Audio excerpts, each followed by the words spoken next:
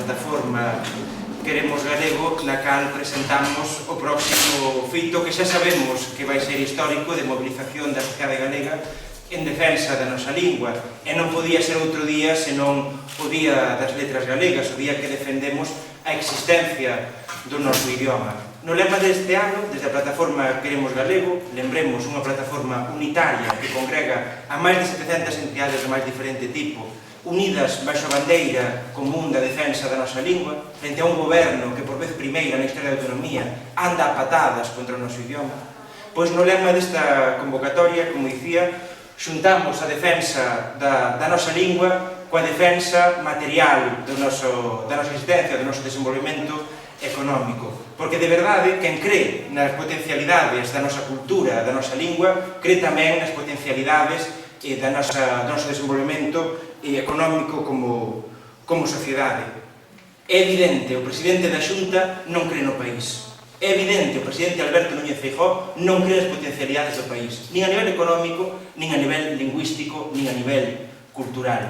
É incrível, por exemplo, que estes días o que debería ser a primeira persoa como primeiro cargo que ten que defender a nosa lingua por obriga estatutaria, por exemplo, estea en contra de que a nosa lingua se pode utilizar en determinadas institucións como o Senado. É algo impresentable e que forma parte, en todo caso, dunha liña de ataques continuados por parte de quen debería ser o primeiro defensor da nosa lingua e que é, nestes momentos, o inimigo número 1 da nosa lingua e da nosa cultura. Porque Alberto Núñez Feijóo non cree nas potencialidades do noso país. Nós sí que acreditamos e demostramos, ademais, con cada movilización, que é unha inmensa maioría da sociedade galega, unha inmensa maioría da sociedade galega, a que defende a lingua que nos une como galegos e como galegas. Dentro do que é o conxunto do Estado español, podemos ver como outras comunidades autónomas, como Cataluña e Euskadi, que teñen desenvolvido nestes 30 anos de autonomía un proceso de recuperación da súa lingua, tamén levaron a cabo un proceso de afortalamento económico.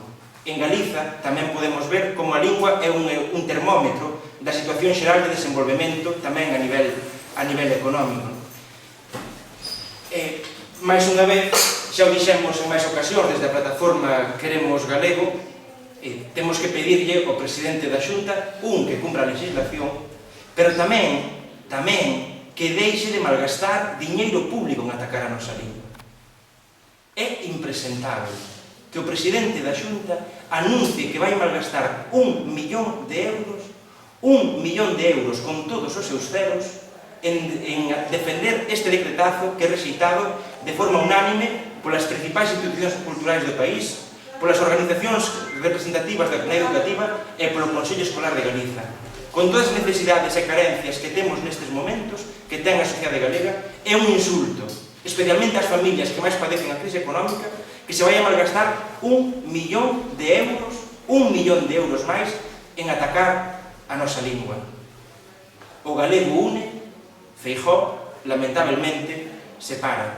A lingua galega une, verémolo de novo o día 17 de maio, nesa manifestación que vai finalizar na Praza do Obradoiro, na praza máis emblemática da capital de Galiza, e vemos, lamentablemente, que o presidente da Xunta separa coas súas medidas de crispación e de enfrontamento e de ataque á lingua propia do noso país.